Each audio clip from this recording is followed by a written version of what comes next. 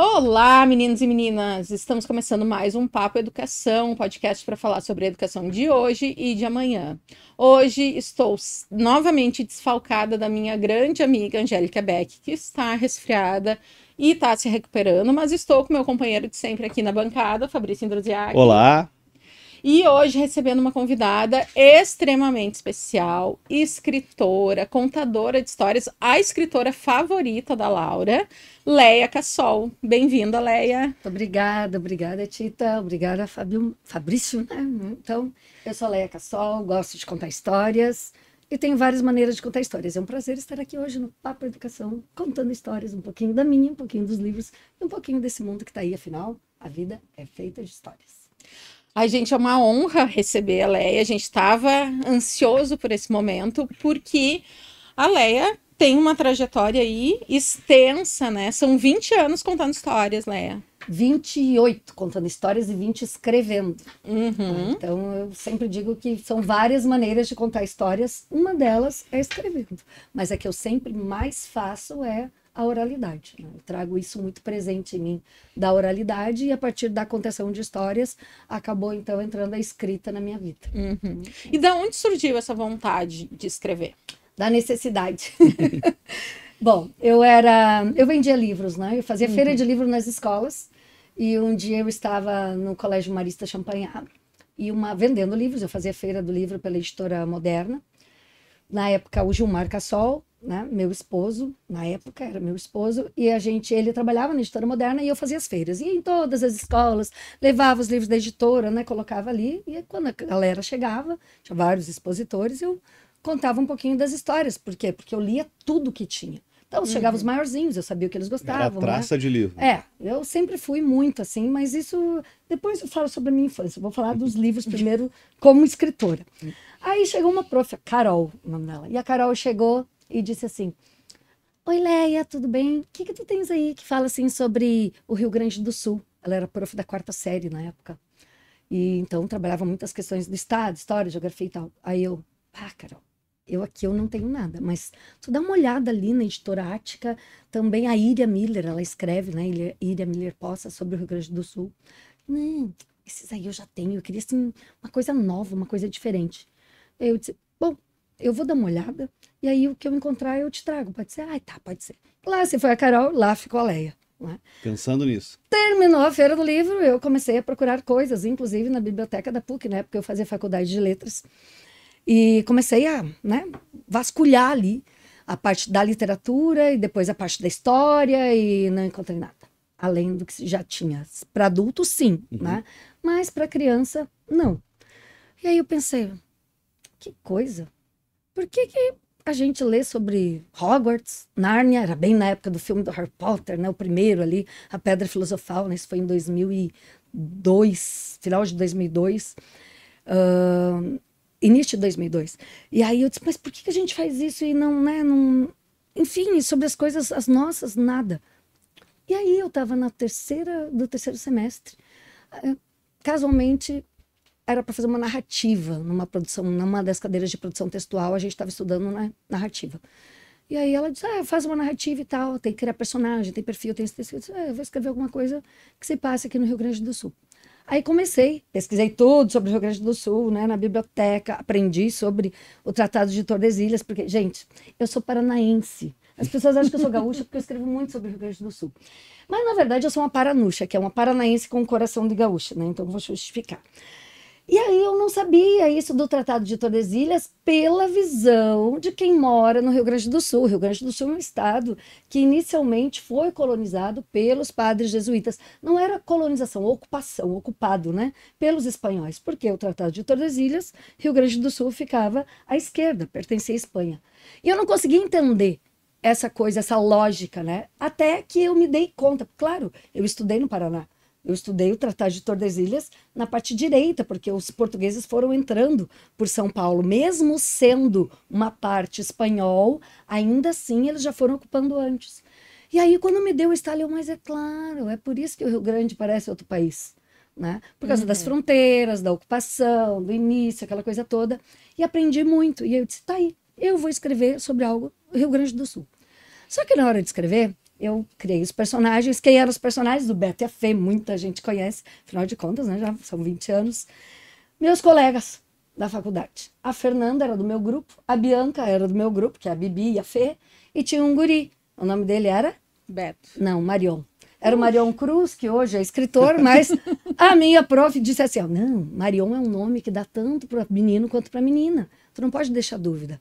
O ideal é que tu dê um nome fácil, que dê um apelido. Ou então um nome que tenha a ver com a personalidade, como fez lá no Harry Potter, no Draco, Malfoy. Sabe, não, muita coisa para mim. Vou dar um apelido. Aí comecei a pensar num apelido que combinasse com Fê. Aí Zé e... Não, Zé não. Juca e Fê. Ah, Juca também não. Beto e... Beto ficou Beto bom. e Fê. É, ficou bom, né? Aí, tá, Beto e Fê. Mas se um apelido é Beto, então o nome dele pode ser Gilberto. Não, Gilberto é nome de velho já, né? Meu pai é Gilberto. É, pois é, que deve ser, então, né? A pessoa mais velha. Você não posso botar no menino, a não ser que fosse Gilberto Neto. Aí, ok, né? Mas não era o caso. Pode ser Roberto. Roberto. Tá, ok, né? Volta e meia, Roberto aparecia. Aí depois, quando eu escrevi o sétimo livro da coleção, o sexto da coleção Beto e Fê, eu descobri que o nome do Beto é Roberto Carlos, porque a Marina, a mãe dele, é muito fã do cantor, mas só chama ele de Roberto Carlos quando ele deixa a toalha molhada em cima da cama, né? Essas coisas, né? Que as mães fazem. E aí ficou então o Beto e a Fê. Escrevi o texto, crente que eu iria mandar para a Editora Moderna, né? Iam publicar, porque afinal de contas eu vendia livros pela Moderna. Eu vendia livros, inclusive, de outros autores que não vinham, porque eram poucos livros. Tipo, Pedro Bandeira só vem se tem 3.000 livros adotados, né? Para ele poder se deslocar. E ok, tá tudo certo. Então, uma turma adotava um livro lá do Pedro Bandeira. Quem ia contar a história? A Leia. Né? Então, eu ia, adotava um livro e eu ia lá contar a história. E eu disse, bom, já vendo tanto, né? Ok. Aí o gerente daqui, Gilmar Panhussart, na época, não sei se ainda é, fez uma cartinha recomendando, né, falando, foi a história, foi a carta, foi tudo, e voltou uma justificativa dizendo, ai, muito bem, nós amamos, né, gostamos muito quando novas pessoas investem na literatura, então, porém, aí eu disse, ai, não, uma adversativa é porque tem alguma coisa, porém, o texto é muito regional. É claro, uma história que se passava em Porto Alegre. Esqueci de falar, gente. Comecei escrevendo sobre o Rio Grande do Sul, mas achei que o Beto e a Fê estavam muito perdidos na história e resolvi dar uma família. Nessa época, a Gi, a minha filha, tinha 9 anos e estava estudando, ia fazer 9, estava na terceira série estudando Porto Alegre. Foi aí que eu ambientei o primeiro livro em Porto Alegre. Deixei o Rio Grande de lado e comecei então pela capital. E mandei esse texto, um dia especial, para lá. E voltou com uma justificativa, dizendo que era muito regional. E aí eu disse, mas regional, mas que coisa a gente lê, né? Tipo, lê histórias ambientadas no Nordeste, maravilhosas. Umas histórias ambientadas, eu tinha acabado de ler O Transplante de Menina, da Tatiana Belink, ambientada em São Paulo. E aí não é regional? Regional é só o que é daqui? Ok, tá bom. Engavetei o texto. Aí o Gilmar disse, não, vamos lançar. Que lançar? Tu tá louco. Tu sabe quanto custa para lançar um livro? Eu não vou lançar um livro que, se não tá bom, se tivesse bom, eles teriam publicado. Não, todo mundo te conhece, né? As pessoas te conhecem. O livro é sobre Porto Alegre, né? Vamos fazer e tal. E eu, não. E deixei o texto. A professora corrigiu, né? Tirei 9,8 naquela cadeira, né? Beleza, foi. E aí, o Gilmar foi demitido da Editora Moderna. E nós ficamos com 3 filhos, sem emprego, né? A gente tinha uma pequena livraria, próximo do Colégio Champagnat, e que era bazar também. 3 filhos, sem plano de saúde, sem trabalho fixo. E aí o Gilmar disse, vamos ter que lançar. Eu disse, mas a gente... Um livro, para lançar um livro, né? Quanto custa? Aí fizemos todo um levantamento, né? Então, dava o preço de um carro popular na época. Não era 28 mil reais, mais ou menos isso. Né? E aí era o preço de um Gol, nunca me esqueço. E aí eu disse, a gente só tem 30 mil guardados. Como é que a gente... todo o dinheiro. Todo o dinheiro, como é que nós vamos ficar com 3 filhos, né? Daí ele disse, não. Então é aquela coisa, gente. Como é que surgiu a escritora? Na necessidade e não pode dar errado. Quando você tem filhos, você faz coisas que não podem dar errado. E você confia tão veemente que aquilo vai dar certo pelos seus filhos, que dá certo. Então, eu sempre digo que quando eu faço alguma coisa, a Feira do Livro, né? Às vezes está uma chuva ou isso, aquilo, né? Eu digo, ai, Senhor, né? Ajuda aí, as crianças estão indo, né? Então, sabe? Então, não é por mim ou pela editora, mas pelas crianças que ali estão, né? Que tem toda uma expectativa. Eu sou mãe, eu sei como é que é. E aí nós entrei em contato com a Marília Pirillo, que tinha ilustrado uns livros da Íria, a Íria que me indicou, a Marília Pirillo, ela que me indicou a gráfica, comunicação impressa. E, nossa, ela foi, assim, uma queridona, porque ela fazia feira também. E ali começamos, então, a fazer o livro. Quando estava ilustrado, eu escrevi a história, né, no final do primeiro semestre de 2002. Ele foi para ilustração, a Marília leu, gostou. Ela também era de Porto Alegre, hoje ela não mora mais aqui. E ilustramos o livro, fizemos o livro, investimos o que tínhamos. E o livro foi lançado, eu digo que o batismo dele foi na Casa de Cultura no dia 7 de março de 2003. E o Gilmar, ele tem um tino comercial muito grande, o meu criativo e o dele comercial. Então essa parceria sempre deu muito certo. Ele disse assim, eram 58 escolas particulares em Porto Alegre. Ele disse, bom, eu falei, bom, se a gente colocar em 15 escolas, a gente paga a impressão, né? Por causa do levantamento e tal. Aí ele disse assim, mas pra gente começar a trabalhar e ter lucro, a gente tem que dobrar, botar em 30. Eu disse, ai, senhor, lá vem ele com essas metas loucas, né? Até hoje é assim. E aí eu já desencanei porque eu sei que vai dar certo, então não penso em meta, porque senão eu fico frustrada. Mas tá, eu tô pelo corre. Aí 58 escolas em Porto Alegre adotaram um livro, mais 3 em Canoas. Então foi além das nossas expectativas. Em 7 meses a gente vendeu toda a edição, que eram 5.000 livros. Autografei todos eles, porque eu montei junto um projeto, e o maior desafio foi esse. Eu estudei Isabel Solé sobre estratégias de leitura. Na época as escolas sempre adotavam um livro, os profs trabalhavam, e aí o autor ia na escola. E isso acabava dando, às vezes, uma frustração na criança, que não queria ler, né? Então, qual era a minha proposta? Como eu era nova na área e contava histórias, eu ia na escola, as crianças pegavam um livro da minha mão, eu ia autografando e entregando um por um. Claro que a escola deveria adotar, recolher o dinheiro, aquela conta, afinal de contas, né? Nossa, era uma venda. Mas diferente. E aí, cada criança que chegava, eu vou fazer o autógrafo. Invertendo o processo. Isso aí. Entregava na mão. E antes de entregar, eu contava a história, para deixar eles curiosos. É o famoso spoiler do bem que eu digo, né? Só para deixar curioso. E por muitas vezes, eu acho que 80% das vezes que eu saí da escola, as crianças, quando eu saía, eles estavam assim vidrados na leitura, porque eles queriam saber os ganchos que eu havia deixado. Como é que terminava? Como é que terminava, o que o Betty e a Fê faziam realmente, porque eu conto histórias de um jeito, escrevo do outro, né? E é isso, a escrita é isso. E isso fez com que as crianças passassem a ser leitoras, tivessem esse desejo, né, de ler. E depois, eu entregava o livro, 2 semanas depois eu voltava na escola e fazia uma gincana colaborativa, né, entre as crianças, sobre Porto Alegre. Então, eram várias brincadeiras resgatando o conhecimento prévio que eles tinham tido com o livro e também fatos e coisas que a prof já tinha trabalhado. E depois de 15 dias, então daria um mês, eu voltava com um ônibus e fazia o tour com eles em Porto Alegre. Então, eu levava as crianças para conhecer Porto Alegre a partir da história que eu havia escrito do Betty e da Fê. Então, da questão das curiosidades, era o que eu mais trabalhava. Só que a Fê, minha colega da faculdade, e o Marion Beto, eles eram o Betty e a Fê, e eles iam junto. E a Bibi também, vestidos a caráter. Então as crianças ficavam fascinadas, porque todos eram da letras. Então todos brincavam, contavam histórias, a gente resgatava. E eu, né, ali contando histórias. Foi assim que eu entrei no mundo do turismo. Depois eu fui fazer o técnico em guia de turismo, para então me especializar na área, aprender mais sobre história e geografia do Rio Grande do Sul, que é o que se aprende muito, né, no turismo. E, enfim, né?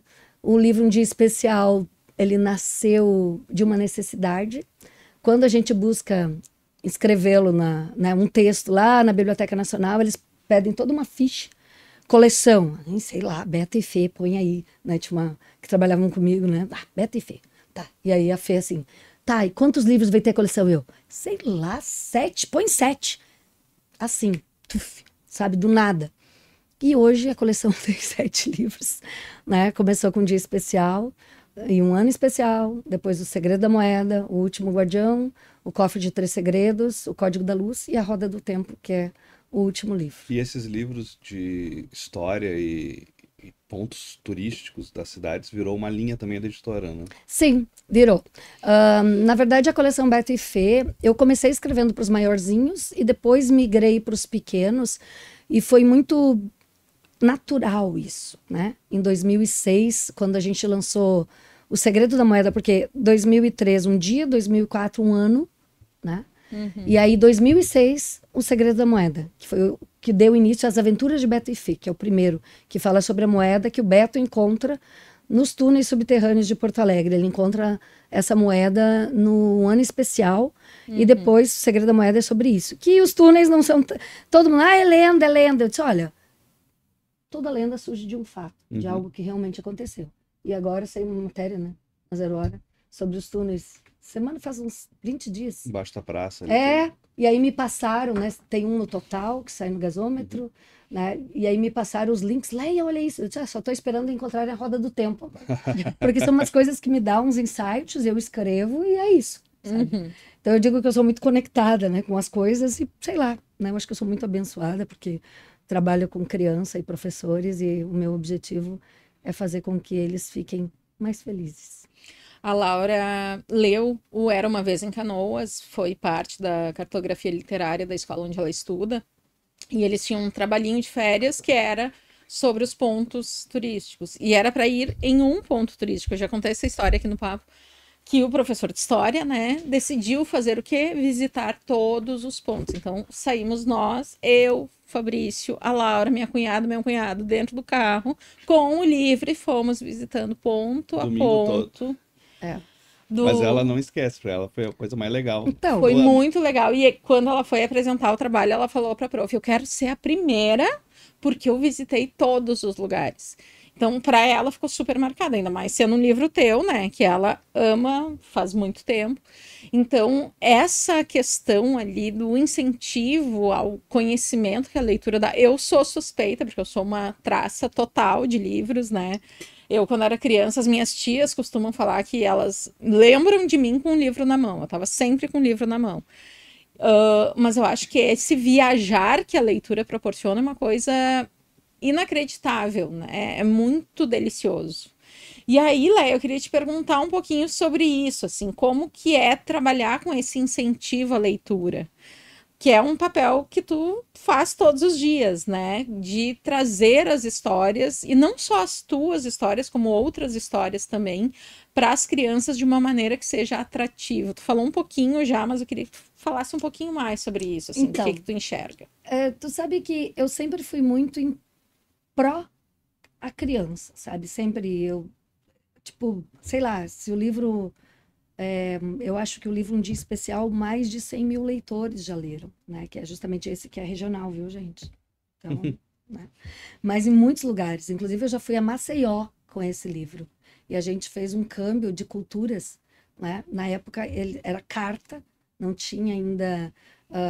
tinha o Orkut na época, estava começando o Facebook, mas as crianças, né, de 4º ano, então eles estavam estudando, o 3º ano, eles estavam estudando lá a capital, né, Alagoas, né, o estado, Maceió, e aí eu fui a 5 escolas, e as escolas escreviam cartas, e eu trouxe para as crianças daqui. Então eles contavam as coisas de lá e aqui. E aí os daqui escreviam sobre Porto Alegre e mandavam, cada um ganhava uma cartinha e começaram a se corresponder.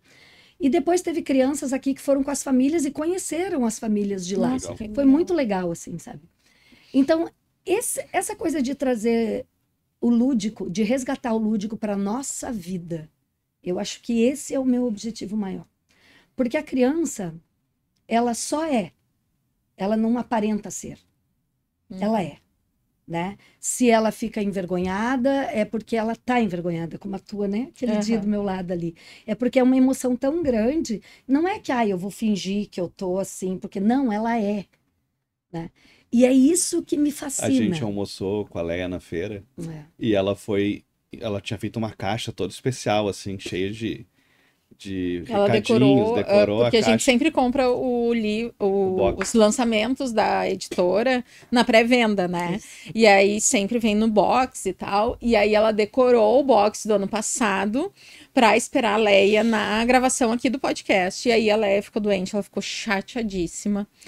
E aí a gente combinou, não, filha, tu vai mostrar em outro momento, ela a Leia tava vai aquele vir. dia que eu tava sem voz, que eu não consegui. Ela tava pronta para te receber. Acordou Querido. empolgadíssima e tal. Quando eu falei, a Leia tá doente, gente, a criança murchou, né? Querido. E aí eu falei, não, tu vai mostrar pra Leia e tal. E aí aconteceu na feira, eu fui no sarau, que foi feito lindamente em homenagem à Leia, a gente almoçou, e ela almoçou ao lado da Leia, e ela tava com aquela caixa, e ela vinha com essa caixa e mexia para um lado e pro outro na mesa. Assim, só que ela não tinha coragem de falar com a Leia, porque ela tava muito emocionada. Para ela era uma estrela, assim, tipo, de Hollywood, ali sentada do lado dela. Ela estava muito empolgada, porque a Laura tem isso com os livros, desde o chá de fraldas dela. Um dos pedidos que a gente fez na lista de chá de fraldas era livros, né? Então, quando a gente projetou o primeiro quartinho dela, na lateral do guarda-roupa tem uma biblioteca, e a gente só vai atualizando, né, para a faixa etária dela, esses livros. Ela é muito... A gente sempre fez questão de instigar isso. Então, ela gosta muito de livros e ela é uma apaixonada pela editora Cassol, desde que ela conheceu, muito pequenininha, na Feira do Livro, que é um programa que a gente faz, né? Eu brinco com ela, eu descobri que eu estava grávida na sexta, no domingo, eu acho, a gente foi na feira e foi a primeira coisa que eu comprei para Laura foi um livro. E ela tem isso, assim, então a gente fala em Feira do Livro, ela acorda disposta, acorda feliz já para ir, porque é uma coisa que a gente sempre valorizou muito, né? E me remete muito à minha infância, quando tu fala dessas feiras que tu fazia na Moderna. Eu lembro que, eu acho que o Natal do meio do ano para mim era no dia de feira de ciências da minha escola, tinham as bancas das editoras vendendo livros. E o meu pai deixava que a gente comprasse, não sei se ele dava um orçamento ou se, mas eu me lembro de ganhar muitos livros, e para mim era a coisa mais legal, assim. Era muito mais legal que Dia da Criança, quando a gente ganhava brinquedo, era aquele dia onde a gente escolhia as coleções, né? E era isso, assim, eu me lembro que os livros da minha infância eram livros chatos, livros brancos com letrinhas pretas de forma, que é muito diferente dos livros da Cassol, né, Leia? Que eu sou uma apaixonada, eu sou muito suspeita, porque eu sou muito fã. São livros coloridos, bonitos, com uma letra que é pensada para as crianças, né? Então, aos poucos, né, conforme a gente foi entrando nesse mundo infantil, eu fui me especializando também, né? Tanto é que em casa eu devo ter, sei lá, uns 3.000 livros. Desses 3.000 livros, 1.000 são sobre história, folclore, né? E literaturas clássicas, né? De gente grande. Eu gosto muito de contos de terror, de Edgar Allan Poe, de Maupassant, todos esses mais, né? E aqueles, né? Sabe que eu tenho aquela coleção Ciranda da Juventude, aquela, né? Que eu li quando eu era criança na minha escola, e eu consegui comprar. Depois eu comprei também aquela do Monteiro Lobato, de capa dura, né? Eu tenho ela. Então, porque eu li isso quando criança. E volta e meia eu leio de novo para pegar o fio narrativo, né? Porque mesmo sendo histórias que têm uma forma diferente de escrita, mas orações subordinadas, né? Um texto mais... tipo, a história, hoje a gente escreve muito com frases mais curtas para dar agilidade, né? Porque senão perde o leitor. Mas eu leio, né? Justamente para não perder isso. E ter isso, ter os livros, né? Ter todo esse arsenal, assim, ao meu dispor, né? Então eu lembro disso, eu olho, eu vejo, e cada vez que eu vou pensar num livro, eu penso em 3 coisas. Para quem que eu estou escrevendo? Se eu ia gostar de ler essa história, se eu tivesse aquela idade, e se o professor vai ter o que fazer com isso em sala de aula. Né? Porque eu escrevo para a sala de aula, eu escrevo para a escola, eu escrevo pensando muito nisso, da literatura não ser e vai fazer tudo, porque há uma crítica muito grande, né? Usar o livro de literatura para isso. Gente, vamos combinar. O livro é uma ferramenta. Sabe? Se você sabe o que fazer com ele, você instiga toda uma ludicidade, causa uma alegria, e a aprendizagem é o conhecimento que passa pela emoção. Não tem como ensinar se a criança está triste, se ela não está bem, se ela está dispersa, está olhando para outra coisa, pensando em outra coisa. As histórias, elas nos conectam. Ela consegue virar aquela chavezinha, sabe? De despertar a curiosidade, gerar uma emoção. São neurotransmissores, isso é fisiológico, sabe? Resgatar uma lembrança boa do inconsciente que a gente não lembra, né? Criança pequena nem sabe. E plantar coisas para o futuro. Por isso que eu escrevo tanto intertexto, né? Por quê? Porque é mais fácil para o adolescente ler um Pequeno Príncipe, ler uma Alice no País das Maravilhas no 7º, 6º ano, um clássico, se ele já tem um conhecimento prévio de quando ele era pequeno, porque vai ser Tem uma memória afetiva, tá? Afetivo, né? É muito mais fácil. E como é que é a tua memória afetiva com a tua infância leitora? Então, o meu pai contava histórias, né? Dia de chuva ele não ia trabalhar na roça, a gente morava num sítio, então era dia de histórias. Nós nos sentávamos ao lado do fogão a lenha, sobre a caixa da lenha, no Paraná, no interior do Paraná, né? Que é São Miguel do Iguaçu, é perto de Foz do Iguaçu. E eu tinha uns 2 anos, eu lembro dele contando histórias, né? Eu tenho uma memória muito boa por conta das histórias. Eu lembro de coisas de quando... A minha primeira lembrança no exercício literário que eu fiz numa oficina de escrita com Charles Kiefer, eu tinha 7 meses, a minha primeira lembrança. E eu lembro, e aí eu perguntei para minha mãe, né? Eu lembro que eu estava num lugar fechado e eu chorava muito, né? E tinha uma mão assim que me segurava e brilhava os negócios assim, sabe? E aí eu perguntei para a mãe o que era, né? Se realmente era uma lembrança minha. Daí ela disse assim, tu lembra disso? Daí eu disse, lembro. Ela disse, é que deu um temporal muito grande. A nossa casa era uma casa muito simples, não tinha forro, então voou tudo que tinha, né? Eram umas tabuinhas. E ela me jogou dentro do roupeiro e me segurava, porque eu queria sair. Me segurava ali, né? Ela do lado de fora, o mundo acabando, e ela me segurando para que eu não me machucasse. E eu me lembro dessa mão me segurando ali, sabe? E eu não sou claustrofóbica, não sou, não tenho assim, nem medo de escuro, eu tenho medo de altura e ainda não descobri por quê. Então, essa foi a minha primeira lembrança. E depois, a minha segunda lembrança, que eu lembro muito, eu tinha 1 ano e 1 mês na Aparecida do Norte, com o meu pai, contando a história do lugar para mim. Olha essa igreja velha. E aí me mostrou a construção da igreja, que ia ser nova e grande. E estavam fazendo a parte da cúpula. E eu lembro que ele estava abaixado do meu lado e ele me mostrava. Tá? Então, essa é a minha segunda lembrança. E depois, as outras todas, é eu no sítio com o cachorro, que eu tinha um cachorro, e o meu pai chegando, né? E aí a gente sentava às 5 da tarde para assistir o Rin Tin Tin, que era um seriado que tinha na TV preto e branco, que depois ele botou um negócio azul na frente, azul turquesa, que era para parecer colorida. E assim por diante, né? Então, meu pai sempre teve isso muito presente, de contar histórias da oralidade.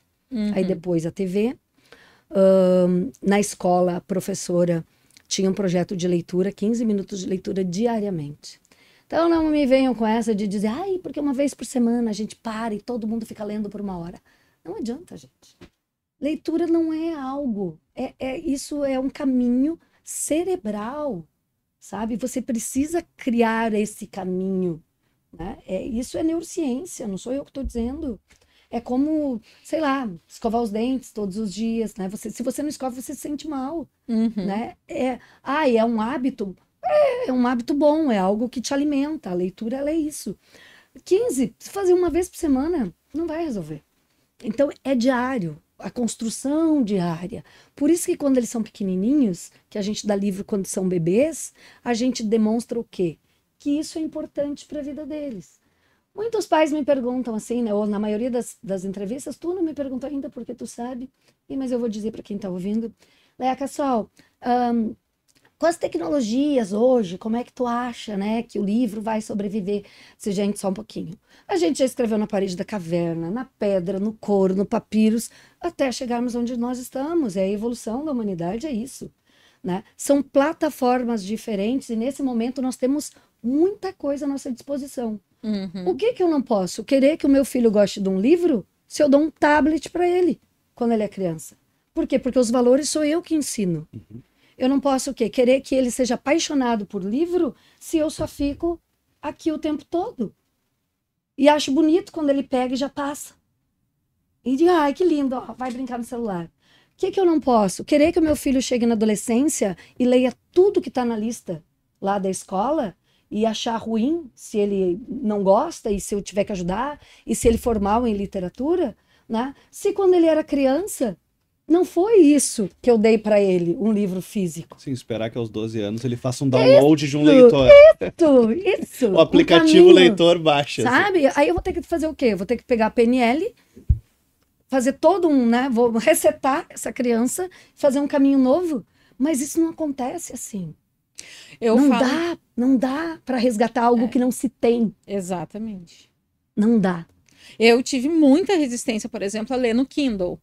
Hoje eu consigo, e eu acho uma coisa prática e ótimo. Por exemplo, agora que eu vou viajar, ficar horas no avião, isso. o Kindle, ele tem gramas, né? Um grande livro já ocuparia boa parte da minha mochila. Ainda mais os muitos grandes livros que cabem no Kindle. Mas, para Laura, por exemplo, o Kindle não é uma coisa que funciona porque ele é preto e branco, ele é pequenininho, né? Então, com a Laura, eu ainda incentivo muito os livros físicos, né? A gente tem a Árvore de Livros, que é um aplicativo que tem muitos títulos, que já é um aplicativo que tem os livros coloridos e tal, que também serve para esses momentos, né? Porque eu acho que é isso também, né? A gente entender que as novas tecnologias existem e usar elas ao nosso favor, né? E uma não exclui a outra. Eu acho que nada substitui. A Laura pega um livro e vem assim, ó, o livro novo. Cheirinho sensorial. De letra, de livro novo. É que a aprendizagem, ela é sensorial, sabe? É isso que as pessoas precisam entender. Porque o professor sabe disso, né? Só que o professor hoje, eu vejo que ele, às vezes, ele é sozinho, ele é causa sozinha. A família não entende isso, que a criança ela tem um tempo para cada coisa e que se for estimulada adequadamente, seguindo os seus sentidos, gente, isso é fisiológico. Isso é nós, ser vivo, corpo humano, que geramos neurotransmissores de acordo com aquilo que a gente imagina, ou vê, ou percebe o mundo através da visão, audição, tato, olfato, paladar e tudo que está aqui. A criança, ela aprende o mundo. Por isso o livro de banho. Um livro que não estraga e que não vai derreter na boca. E que ela não vai rasgar. E aos 2 anos, se ela rasgar, rasgue. Eu só vou aprender a amar aquilo que eu tenho à minha disposição. O primeiro é os de borracha, depois vem aquele duro, gente, né? Aquele mais e hoje grosso. já tem, mas a gente não tem esse. E eu não vou. Porque hoje eu falo muito assim para os pais, ó, eu faço bastante palestra para pais e professores, e os pais, principalmente, eu digo assim: não vão pegar esse livro, botar na estante porque está autografado e não deixar a criança ler. Eu sei que na época de vocês o livro tinha um valor diferente, que a gente, meu Deus, eu tenho um livro, né? Ali. Nossa. Se tu deixar o livro ali, a criança não vai aprender que ele é parte do dia a dia dela aqui. Então o livro, ele tem que fazer parte do dia a dia, dos brinquedos. Eu fiz o meu estágio em pedagogia agora, e o meu desafio era fazer as crianças de uma pré-escola, de um pré, eram 20 alunos, de uma escola pública, fiz em São Leopoldo, uma escola municipal, a terem os livros como atividade, sabe? Quando eu fui observar a turma, eu percebi que o livro não... Inclusive os livros estavam todos assim, dentro de saquinhos ainda da pandemia, e não tinham sido tirados. E aí eu perguntei para a professora por que os livros estavam todos em sacolinhas, assim, né? Ela disse, porque eles iam para casa na pandemia, então a gente acabou deixando assim, então eles escolhem, né? Aí eu disse, tá, mas eu posso tirar daqui, né, organizar na estante, porque na outra semana eu já ia começar. E ela, não, pode, fica à vontade, né?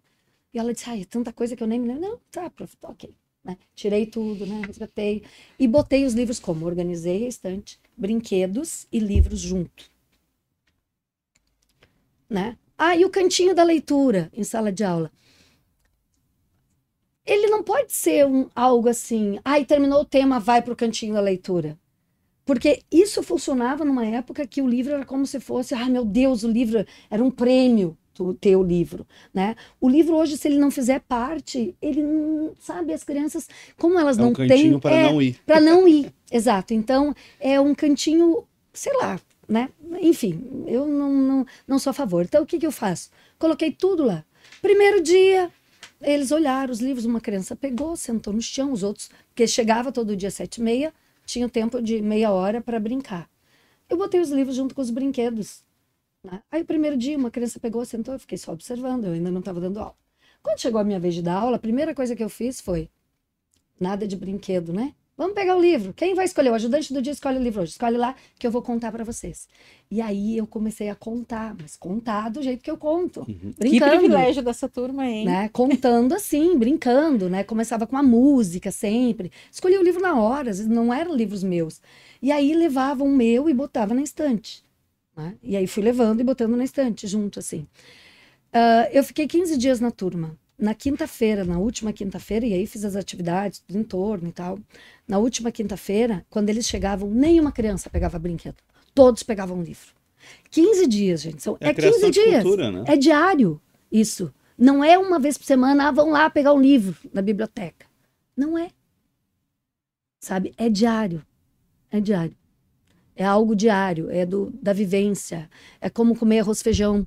É como você botar a salada, ensinar para criança de pequenininho a comer brócolis, sabe? Couve-flor, e não quando ela tem 5 anos que ela vai olhar e vai dizer, é verde, eu não quero. Sabe? É isso.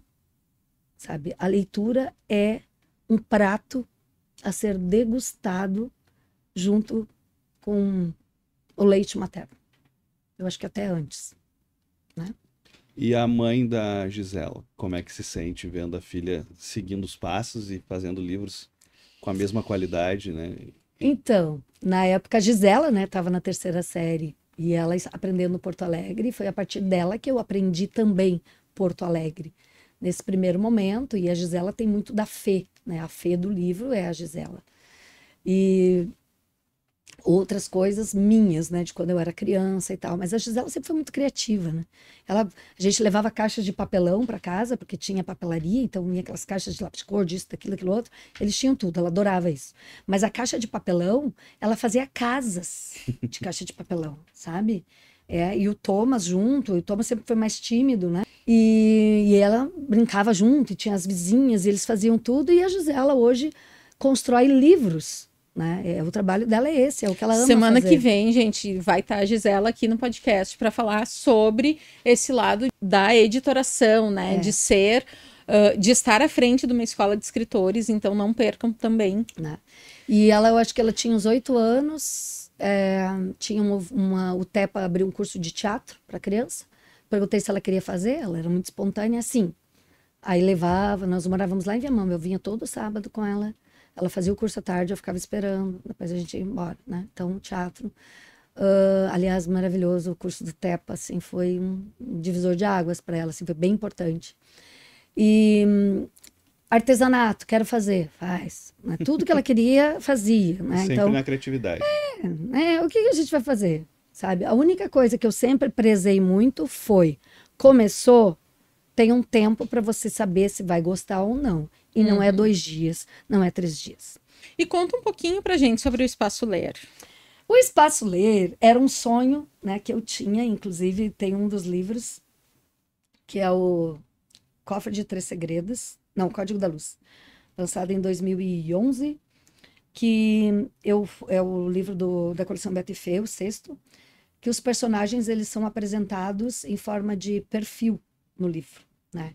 Então, cada vez que aparece um personagem, né, Fernanda, aí aparece Fernanda, né, 12 anos, 1 metro, que é um perfil, quando a gente escreve um livro com vários personagens, a gente faz o perfil de cada um, perfil físico, psicológico, social, né, como ele se relaciona com outros personagens, o que ele é na história, né, se ele é protagonista, antagonista, o que ele é, e a ação principal dele na história, o objetivo que ele tem, e como ele se relaciona com cada um dos outros personagens. Então, cada vez que eu apresentava um personagem, que aparecia o personagem na história, eu botava o perfil resumido daquele personagem. Lá no sonho, né? Então tinha, né? Sonho. A Fernanda queria ser prefeita de Porto Alegre, nesse livro. E aí, no final, quando aparecia a bio, a minha e a da ilustradora, a gente também fez um perfil. E o meu sonho era ter um espaço em Porto Alegre para contar histórias, para receber as famílias, contar histórias, e que as famílias também pudessem contar histórias, com biblioteca e tal, porque eu tenho muito livro infanto, tinha muito mais, né? Então eu queria biblioteca e tal, e que fosse a Editora Cassol ali. E aí eu escrevi um outro livro, que é o Imaginação, que começa assim: dizem que quando a gente acredita muito, muito, muito numa coisa, né, e você fala muito nisso, as coisas dão um jeito de acontecer. Acontece. Né? E esse foi um outro livro que eu já escrevi depois que eu já estava no Espaço Ler. E eu falava muito nesse sonho que eu tinha.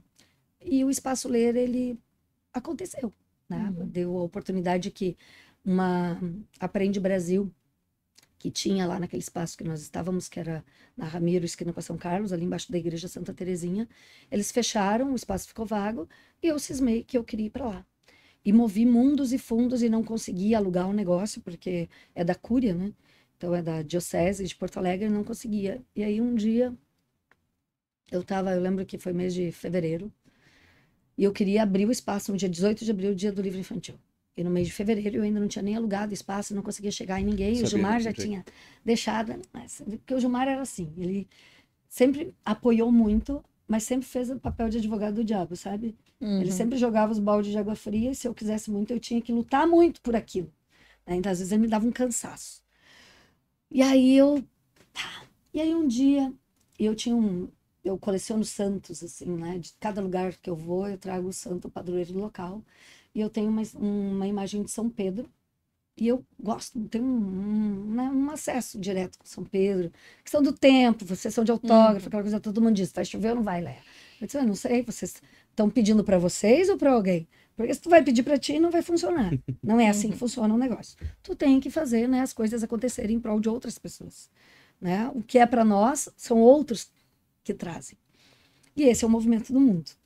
E aí eu olhei para São Pedro, que estava assim, a estátua, né?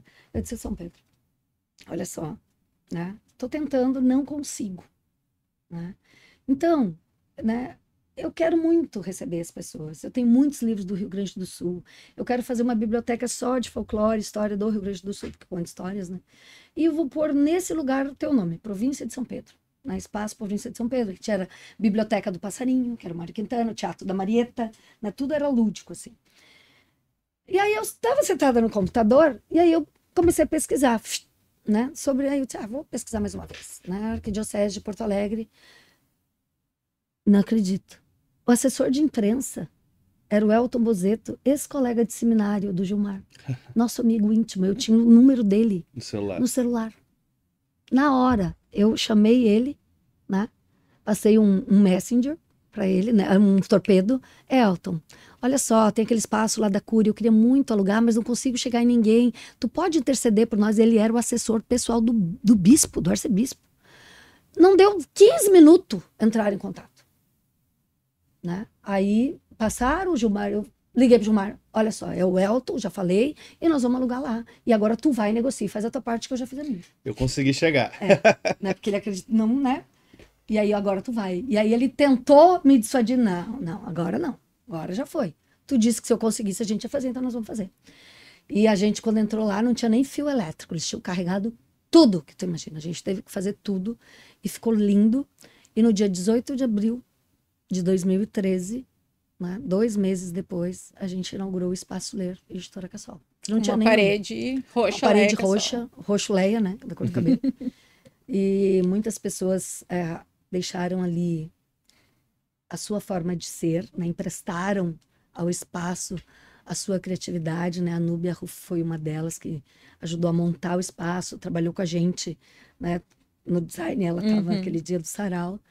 E enfim, que todo mundo, né, foi chegando, e contadores de história, e pessoas, né, e foi indo, só que eu sempre segui trabalhando muito no interior, então eu não ficava ali, mas as escolas vinham e tal, e isso a gente manteve o Espaço Ler até a pandemia. Aí na pandemia, né, 6 mil reais de aluguel a gente não teve como manter, então nós fechamos, enfim, né, foi doloroso, mas também foi providencial, porque hoje eu sou o Ler Móvel. Né? Então, hoje, o meu sonho de ter o Espaço Ler continua.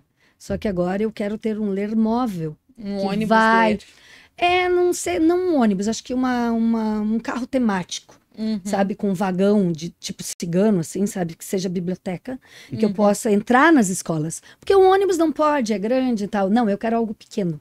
Que eu possa ir lá na escola, pública, que eu possa ir na escola particular, porque para mim é todo mundo igual. Uhum. Tá? É o partido tal. Para mim são pessoas, sabe? Não me importa quem é. Se é oposição, situação de quem, né? Para mim é sempre situação em prol das pessoas. E a gente tem que pensar nas crianças, Claro, especialmente, né? Eu não posso fazer algo hoje que não seja... Tipo, o meu propósito de vida é isso. Né? Eu digo, eu chego num lugar para contar histórias, para transformar aquela energia que está ali, densa, porque a educação hoje se tornou uma coisa densa, é salário, é isso, é aquilo que todo mundo fala e tal, né? Meu Deus, isso, e tantas coisas que acontecem, né? As tragédias e tal, que fica aquela... O meu objetivo é o quê? Contar histórias. Porque quando eu conto histórias, a criança que cada professor traz em si, né? Ela está ali. Né? E eu sempre, quando eu faço um workshop para professores, eu digo, vocês chegaram aqui, muitos de vocês não queriam estar aqui, né? Por N motivos, né? E eu entendo perfeitamente. Né? Nós temos uma vida de adulto. Mas como é que vocês estão saindo agora? Né? E aí tá todo mundo sorrindo, sabe? Trago muito nessa leveza, vou contando história, vou trazendo isso, né? Sobre a contação de histórias e o que ela faz com a gente e o que faz isso na aprendizagem. Ai, não, né? Chá disso, chá daquilo, e faço, e trago as questões né, de transformar. E eu, como é que vocês estão? Ai, lá. Eu disse, então, é isso que acontece com os alunos de vocês quando vocês contam uma história em sala de aula. Inclusive, né, essa história do espaço ler, além desse ler móvel que vai, né, lúdico para as escolas, não importa a escola que é, uma plataforma que é para várias pessoas tenham acesso, e o nome da plataforma é Espaço Ler, onde terá a minha parte, contando histórias, vão ter os livros, vai ter editor, isso e aquilo, mas também agregando pessoas que tragam, né, parceiros que tragam e contribuam para esse espaço ler, que é a leitura, expressão e riso, né? Isso é o ler. Então, eu quero te convidar. Ai, né? que delícia! Para o papo ser parte da nossa plataforma. Com então, certeza, ali, vai ser todo uma mundo que honra. entra, né? Já tem acesso também, e a gente gravar também histórias, né? Só no podcast, contando e tal, vou adorar. E tem muito a ver, né? Eu acho que esse contar histórias que vocês trazem, que vocês instigam tanto na Cassol, tem muito a ver com aquela educação que a gente acredita, que é uma educação mais afetiva, respeitosa, respeitando o tempo da criança, valorizando a infância. Então vai ser uma honra pra gente fazer parte, com certeza. Vai ser lindo. Afinal, é um pouco disso que a gente faz em cada podcast também, né? Contar uma série de histórias. Histórias, né? O tal do storytelling que todo mundo usa hoje, né? Virou moda, usar um fio narrativo para fazer palestras. Isso a gente já faz há muito tempo, né? Não é segredo para ninguém. Os homens das cavernas já faziam isso, gente. A gente só resgatou. Então, hoje, aqui, eu só digo para vocês o seguinte: contem histórias. Só contem. Não precisa ter um objetivo. Conta, brinca. Não sabe o que vai fazer? Faz algo que tu fazia quando era criança, que te deixava feliz. Né? Porque a gente tem uma coisa quanto adultos, que é repetir modelos de coisas que a gente não gostava. Ah, prova surpresa. Gente, ninguém gostava, por que continuam dando? Por quê? Né? Sabe? Né? Uma coisa que eu sempre falo, né? A Gisela, vou trazer a Gisela de novo e pergunta para ela na próxima. Quando ela tinha 12 anos, eu acho, eles já estudavam no Champagnat. Ela tinha um tênis que era muito caro, um tal de Nike Shox, acho que era isso, e todo adolescente queria aquele tênis. Só que nós tínhamos 3 filhos, trabalhávamos, né? Era eu e o Gilmar a mesma coisa, e os 3 para sustentar. E o tênis era como se fosse uns R$800 hoje, assim. Se eu não comprar um tênis de R$800, nem tinha como, né? E a Gisela ficou uma semana, né? Eu viajava, voltava, e a Gisela, como é que choque? A Gisela, ela é argumentativa, assim, sabe? E aí um dia eu disse assim, Gisela, né? Não vai, né? Não tem como. Ela disse, mas mãe, lá na escola todo mundo tem. E o que eu respondi para ela? Tu não é todo mundo. Tu não é todo mundo. Não é meu filho. Isso, tu não é todo mundo. E aí agora no mês de julho eu estava fazendo uma formação lá em Nicolau Vergueiro, onde eu voltei essa semana para trabalhar com as crianças, eu trabalhei com os professores em julho. E aí eu contei essa história para eles, né? Que é os modelos que a gente repete. Porque a minha mãe dizia isso, eu ouvi isso de muita gente, né? Tu não é todo mundo. Então a gente repete. E aí eu disse assim, só que naquela hora me deu um tan e eu fiz um download. Eu disse, agora sim, eu digo para vocês. Se ao invés de dizer para Gisela, tu não é todo mundo, eu tivesse dito assim, minha filha, olha só, nosso orçamento é tanto, nós somos 5. Se eu tirar R$ 800 para ti aqui, né, eu vou ou ter, talvez, porque os teus irmãos vão resmungar, alguém vai querer alguma coisa e a gente não vai ter como dar para todo mundo, mesmo que seja um por mês, não tenho como fazer isso, né? Então, é por isso que a gente não pode, nesse momento, te dar esse tênis, tá? O que ia acontecer? A Gisela ia resmungar, ia bater perna, ia fazer, bater boca, tudo que ela fez, chorar, blá, blá, blá, blá, blá. Mas ela não ia repetir com os filhos dela. Uhum. Então, é aí que a gente vira a chave. Tem que trancar essa roda, né? É ter a consciência, né, do que foi feito com a gente, que a gente não gostava. Então, corta, não repete, só por repetir. E isso é quanto pais, você vai ter o filho que você quer ter, se você for... Que filho você quer ter? Então, que pai que eu tenho que ser para ter esse filho? Que aluno que eu quero ter? Que professor que eu tenho que ser para ter um aluno que participa, que responde, que isso, que aquilo? Que tipo de aula eu tenho que dar para que isso aconteça? E não repetir aquilo que fizeram comigo, que eu não gostava. E ainda levando em consideração que o nosso cérebro não sabe o que é passado e o que é futuro, tudo é presente, presente, presente. E cada vez que eu trago essa situação que eu não gostava, eu estou novamente revivendo aquilo que eu não gostava. Então não adianta fazer terapia se tu não trabalhar isso e ficar repetindo as mesmas ações. Então a terapia, a sala de aula, quando o professor se dá conta que a sala de aula é a chance que ele tem, quando os pais se dão conta que os filhos são a chance que nós temos de fazer diferente e fazer aquilo que a gente queria que tivessem feito com a gente, né? Tudo muda. Ai, Léia, eu poderia te ouvir por muitas horas, porém, infelizmente, temos que nos encaminhar para o final, então, agora, eu vou fazer uma rapidinha contigo, o nosso jogo de queimada. Vou fazer o nosso jogo de queimada um pouco diferente dessa vez, pessoal, que eu vou perguntar para a Léia algumas coisas pessoais primeiro e depois o nosso jogo de queimada tradicional. Então, Léia, são quantos livros escritos? 90, né? Esse daqui é o mais recente. A Irmã dos Três Porquinhos. Que vocês não sabiam que os 3 porquinhos tinham uma irmã. Pois então, até o mês de agosto eu também não sabia. Aí, no mês de agosto, um pouquinho antes, em julho, ela veio conversar comigo. É uma história deliciosa, gente. Recomendo muito. São quantos filhos? 3 filhos, gente, e 90 filhos livros. Porque cada livro é um filho, não dá para escolher um. Então, nem me pergunta qual deles tu prefere. A Gisela, o Thomas e... O Luigi, que é o mais novo. Todos adultos, né? Todos aí, no mundo. Quantos exemplares vendidos? Não sei. Não sabe? Não. Qual o livro mais vendido? Eles têm, o livro mais vendido até hoje, acho que é Um Dia Especial, porque ele é o primeiro, né? 20 anos. Então, ele é o mais vendido.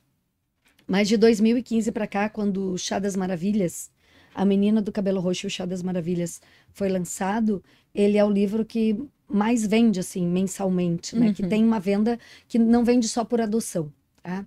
Então, eu acho que ele já está na 4ª ou 5ª edição também. Cada vez a gente faz 5 mil livros, então são em torno de, sei lá, 25 mil, 30 mil livros circulando, né? Detalhe, gente, né? Mas né, só isso? Mas é que é só aqui, né? É praticamente Rio Grande do Sul, porque o que a gente vende para os outros estados é só pessoas particulares, assim, que compram uma parcela bem pequena. Não é? Sim, volume é local. Volume é local, né? Então, sim, é um escritor regional que vos fala. E eu acho que faz muito sentido também a gente ir presenteando pessoas com os livros, que isso ajuda muito, né, a divulgar, né? Eu sempre presenteio com livros. E agora, tô indo para a Austrália, né? Quando esse episódio for ao ar, eu vou estar embarcando no dia seguinte. Mas com alguns livros da editora Cassol na mala para levar para os meus sobrinhos australianos que têm contato com a língua portuguesa muito através de livros que eu levo sempre para eles. Agradeço. E aí, agora vamos jogar queimada como o Papo sempre joga. Nunca foi muito bom em queimada. Eu tenho uma péssima mira. Mas aqui é só o raciocínio rápido que a então gente tá. já viu que tu tem. Leia, uma palavra para definir a educação de hoje. A educação de hoje, desafio, E a educação de amanhã? surpresa. Um filme que te inspira. Um filme que, oh, meu Deus, são tantos. Um de criança que eu amo, Vida de Inseto. Um autor que te inspira. Posso falar um de adulto? Claro. A Meia-Noite em Paris. Um autor que te inspira. Pedro Bandeira. E um livro que te inspira. Um livro que me inspira. Tenho alguns, tá? De criança, Ou Isto ou Aquilo, da Cecília Meirelles. De adolescente, A Droga, O Pântano de Sangue, que faz parte da coleção Os Caras, do Pedro Bandeira. Ai, amo. Adoro. E de adulto, eu gosto do Eva Luna, da Isabel Allende. Qual vai ser o primeiro livro que a vovó Leia vai ler pro bebê da Gisela? Não sei, mas eu já comprei vários. Vários de banho, né? Assim, porque os de banho, né? Bichinhos, né? E tal. Então, muitas coisas assim. Mas não sei ainda o que eu vou ler para ele. E a escola ideal para Leia Cassol é? Como? A escola ideal é uma escola onde os professores consigam trazer para a sala de aula aquilo que eles gostariam de ter tido quando eram crianças. Leia, como a gente te encontra nas redes sociais para te chamar para as escolas? Leia Cassol, escritora, né? Pode me achar em todas as redes sociais. E tem o curso de contadores de histórias, né? Leia Cassol. Agora, inclusive, a gente está aí com uma super promo, que ele é híbrido. Então, tem o curso online, ele é gravado, né? Então, assiste as aulas, faz a primeira comigo, depois faz a parte ali gravado. E no mês de abril, que é o mês da literatura infantil, a gente tem um super encontro aqui em Porto Alegre, então, para tirar as dúvidas e, claro, brincar com as histórias, né? Cantar, que é o que eu mais gosto de fazer, né? Trabalhar essa questão lúdica na literatura como presente para o outro. E para te contatar, para contratar para escolas, para eventos em escolas, como que faz? Pode entrar no meu site, www.leiacassol.com. Lá tem um botãozinho do WhatsApp que cai direto no meu. E sim, sou eu quem respondo todas as mensagens e converso com vocês quando vocês me mandam. Inclusive no Instagram, Facebook, tudo. O que acontece é que às vezes demora um pouquinho porque entra muita coisa. Mas sou eu que estou lá, né, fazendo isso. A Gisela me ajuda na medida do possível, né, no marketing, nas coisas, mas sou eu que dou os retornos. Então, gente, queria agradecer muito a presença da Leia. Foi um sonho realizado, meu e da Laura. Quero convidar vocês a seguirem a Leia e acompanharem o Papo também nas redes sociais, através do Papo Educação. E a gente está também no YouTube do Nave, Colégio do Amanhã, que é o nosso grande apoiador, né, aqui do podcast, a nossa escola, que é um sonho realizado também, é aquele sonho que a gente jogou tanto para o universo que veio, que é uma escola muito diferente de tudo que vocês já conheceram em Canoas. E a gente fica por aqui. Semana que vem a gente tem a presença da Gisela, que é a filha da Leia, contando um pouquinho pra gente sobre a trajetória dela. E quero agradecer muito, muito, muito todos vocês. Deixem lá o seu joinha no YouTube, as 5 estrelinhas no Spotify, coraçãozinho onde tiver para dar coraçãozinho, que isso ajuda muito a distribuir o conteúdo da gente. E muito obrigada, Leia. Até mais. Tchau, tchau, gente. Tchau, gente.